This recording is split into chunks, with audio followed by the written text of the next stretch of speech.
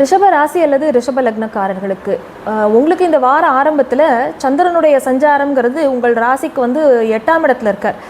8, 9, 10, 11 அப்படிங்கிறது தான் சந்திரனுடைய பிரயாணம் இருக்க போகிறது இந்த வாரத்தில். வார ஆரம்பத்தில் அஷ்டமஸ்தானத்தில் இருக்கும் பொழுது உங்களுக்கு வந்து சந்திராஷ்டமம் வேலை செய்யும். அப்போ வந்து மனது ஒரு நிலையில் இருக்காது, கொஞ்சம் சஞ்சலங்கள் இருக்கும். ஆனாலும் வந்து அவர் அமாவாசை தாண்டி இப்போ வளர்பிறை சந்திரனாக இருக்கிறதுனால உங்களுக்கு வந்து ரொம்ப ஒரு சங்கடம் அப்படிங்கிறது நீங்கள் பயப்பட வேண்டாம். அடுத்ததாக ஒரு முக்கியமான விஷயம் என்னென்னா, உங்களுடைய ராசிநாதனுடைய பொசிஷன் என்ன அப்படின்னு பார்க்கணும். எல்லா ராசி லக்னங்களுக்கும் உங்களுடைய லக்னாதிபதி ராசி அதிபதி அப்படின்னு நம்ம சொல்லக்கூடியவருடைய வலு என்னன்னு பார்க்கணும். சுக்கிரன் வந்து உங்களுக்கு 6ஆம் இடத்துல வக்ர புதனோடு சேர்ந்து அமர்ந்திருக்கிறார். அப்போ நிறைய பேருக்கு வந்து உங்களுடைய கம்யூனிகேஷனில் நிறைய சிக்கல்கள் இருந்திருக்கும். அதன் மூலமாக சில அதாவது வருமான தடைகளோ இல்லாட்டி ஒரு வேலை பார்க்குற இடத்துல இருந்து நமக்கு வர வேண்டிய தொகை, நிலுவைத் தொகை ஏதாவது பாக்கி இருக்கிறது வசூலாகணும், அந்த மாதிரியான விஷயங்கள் எல்லாமே உங்களுக்கு எடுக்க வேண்டிய பெனிஃபிட்ஸோ அலவன்சஸோ அதிலெல்லாம் என்ன சிக்கல்கள் இருக்கோ அது எல்லாமே படிப்படியாக தீர்ந்துடும். அடுத்து குரு பார்வையில் வரக்கூடிய புதன் வந்து உங்களுக்கு அந்த பிரச்சனைகளுடைய அந்த இதை வந்து தீவிரத்தை வந்து அவர் சரி பண்ணி உங்களுக்கு அதிலிருந்து ஒரு நிவர்த்தி அப்படிங்கிறத அவர் தரக்கூடிய காலகட்டமாகவே இது இருக்கும். அடுத்ததாக உங்களுக்கு ராசி லக்னத்திற்கு 4ஆம் இடத்துல கேது உட்கார்ந்துருக்கார். கேது வந்து நிறைய பேருக்கு வீடு சம்பந்தமான விஷயங்களில் சிக்கல்களையோ தாயாருடைய உடல்நலத்தில் பாதிப்பு இந்த மாதிரி விஷயங்களை நிறைய கொடுத்து கொண்டிருந்தார்.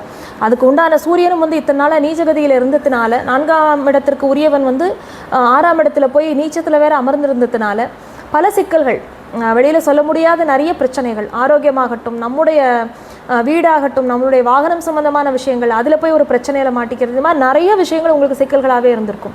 அதில் நிறைய அம்மாவுடைய ஆரோக்கியம் சம்பந்தமாகவோ அவருடன் நமக்கு ஏற்படக்கூடிய கருத்து வேறுபாடு சம்பந்தமாகவோ அந்த சுகஸ்தானம் வந்து டோட்டலி கெட்டுப்போனது அப்படிங்கிற நிலைமையில் இருந்திருக்கும். ஆனால் இப்பொழுது அந்த 4ஆம் அதிபதிக்கு வந்து குருவுடைய பார்வையும் இருக்குது. அடுத்ததாக இந்த மாதத்திலேயே செவ்வாய் வந்து நல்ல ஆட்சி பலத்தினோடு அவர் வந்து அமர்ந்திருக்கிறார். உங்களுக்கு 7ஆம் இடத்துல போய் செவ்வாய் உட்கார்ந்துருக்கார். சூரியனும் இருக்கும்போது கணவன் மனைவி உறவில் வந்து நிறைய சிக்கல்கள் வரும். அதை வந்து நீங்கள் ஒரு பிரச்சனை வந்து ஒரு புரிதலுக்கு பின்னாடி நீங்கள் வந்து அதை அண்டர்ஸ்டாண்ட் பண்ணிட்டு அந்த ப்ராப்ளம் சால்வ் ஆகும். அந்த மாதிரி நிலைமை நிறைய பேருக்கும் இருக்கும். உறவு சிக்கல்கள் அப்படிங்கிறது இருக்கும். அதனால் அதில் கவனமாக இருக்கணும். கணவன் மனைவி ஒருத்தருடைய ஆரோக்கியத்தில் இன்னொருத்தர் ரொம்ப கவனமாக இருக்க வேண்டிய காலகட்டம் இது.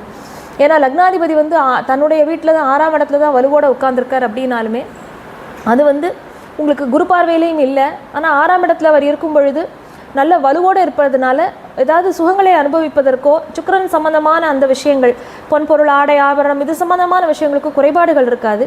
ஆனால் பெண்களுடன் உங்களுடைய பேச்சுவார்த்தை சம்பந்தமான அந்த சிக்கல்களோ அதெல்லாம் வந்து கொஞ்சம் வலுவடைகிறதுக்கு வாய்ப்புகள் இருக்குது. அதில் கவனமாக இருக்கணும். சனி பகவானுடைய பார்வை வந்து உங்களுடைய ராசி லக்னத்திற்கு 8ஆம் இடத்துலையும் படுறது. 8ஆம் இடத்தை சனி பார்த்துன்னு இருப்பார். ஆயுளுக்கு எந்த பங்கமும் இருக்காது. ஆனால் கொஞ்சம் இடைஞ்சல்களை அவர் ஏதாவது கொடுத்துட்டுருப்பார். அடுத்தது ராகுவிற்கு வந்து குருவுடைய பார்வை கிடையாது. ராகு வந்து உங்களுடைய ராசி லக்னத்திற்கு 10ஆம் இடத்துல தொழில் ஸ்தானத்தில் இருக்கார். அங்கே உட்கார்ந்து கொண்டு அவர் வந்து அயராது ஒரு உழைப்பு அதில் போட்டுட்டே இருக்கிற மாதிரி பண்ணுவார். நல்ல பிரம்மாண்டமாக உங்களுக்கு விருத்தி பண்ணி கொடுப்பார். ஆனால் 11ஆம் இடத்துல வக்ரசனியாக இருந்தது வந்து உங்களுக்கு ஓரளவு அந்த லாபங்களை கொடுத்தாலும் அதில் சில தடை தாமதங்களையும் கொடுத்துன்னு தான் இருந்தது. அதை மறுப்பதற்கில்லை. இனி வரக்கூடிய காலகட்டம் அது எல்லாமே மாறும். சனி பகவானுக்கு வந்து அவர் நேர்கதிக்கும் வந்துடுவார். வக்ர நிவர்த்தியாகி குருவுடைய பார்வையும் கிடைக்கிறதுனால இந்த வார இறுதியிலேயே உங்களுக்கு நிறைய மாற்றங்களை வந்து நீங்கள் எதிர்பார்க்கலாம். மெயினாக என்ன அப்படின்னா, சனி பகவான் வந்து எந்தெந்த இடத்த பார்க்குறாரோ அந்த இடத்துல கொஞ்சம் கவனமாக இருக்கணும். அவர் உங்களுக்கு வந்து 5ஆம் இடத்தை பார்க்குறார். அப்போது குழந்தைகள் சம்பந்தமாக ஏதாவது ஒரு சங்கடம் ஒன்று மனசை உறுத்திகிட்டே இருக்கும். சனி பகவான் வந்து உங்களை பொறுத்த வரைக்கும் அவர் 9, 10 அப்படிங்கிற 2 இடங்களுக்குரியவர். தர்ம கர்மாதிபதி அப்படின்னு சொல்லக்கூடியவரே சனி பகவான் தான். நிறைய நன்மைகளை கொடுப்பார். இருந்தாலும் அவருடைய இயல்பான சில குணங்களும் கொடுக்க வேண்டிய ஒரு பலன்களையும் அவர் கொடுப்பார். பொதுவாக பாவகிரகங்கள் ஒரு இடத்த பார்த்தது அப்படின்னா அந்த இடத்த வந்து அதனுடைய நல்ல பலன்களை எல்லாம் கெடுக்கும் அப்படிங்கிறது தான் விதி. அதனால சனி தன்னுடைய இயல்பான அந்த விஷயத்தையும் அவர் கொடுக்கத்தான் கொடுப்பார். அதனால் இந்த வார இறுதி வரைக்குமே வந்து உங்களுக்கு மற்ற கிரகங்கள் எல்லாமே நல்லபடியாக கை கொடுக்கக்கூடிய நிலையில் இருக்கின்றன. சனி பகவானும் தன்னுடைய சுப பலன்களை இனி வரப்போகிற காலகட்டத்தில் நல்லபடியாக அள்ளி தருவார். அதனால அந்த உங்களுக்கு தொழில் சம்பந்தமாகவோ பூர்வீகம் சம்பந்தமாகவோ இருக்கக்கூடிய சிக்கல்கள் வந்து படிப்படியாக இனி வரக்கூடிய காலகட்டத்தில் நிவர்த்தியாகும். இந்த வாரத்தில் வந்து உங்களுக்கு சந்திராஷ்டமம் அப்படிங்கிறது வார ஆரம்பத்திலேயே இருக்குது. மனம் ஒரு நிலையில் இல்லாமல் ரொம்ப சஞ்சலங்கள் அதிகமாக இருக்கும். ட்ராவல் வந்து கொஞ்சம் கவனமாக நீங்கள் பண்ணணும்.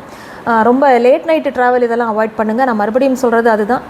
அதனால் அந்த நேரத்தில் ரொம்ப லாங் டிஸ்டன்ஸ் ட்ராவல் அப்படின்னா ஜேர்னி பிரேக் பண்ணி அப்புறமா நீங்கள் பண்ணுங்கள். அன்அவாய்டபிள் அப்படின்னு சொன்னால் முக்கியமான கோப்புகளில் கையெழுத்து போடுறது அப்படிங்கிறது அந்த முதல் 2 நாளைக்கு வந்து முதல் ஒரு நாள் பர்டிகுலராக உங்களுடைய நட்சத்திரம் என்னன்னு பார்த்துட்டு அந்த ஒரு ஃபியூ ஹவர்ஸ் மட்டும் அதை அவாய்ட் பண்ணுங்கள்.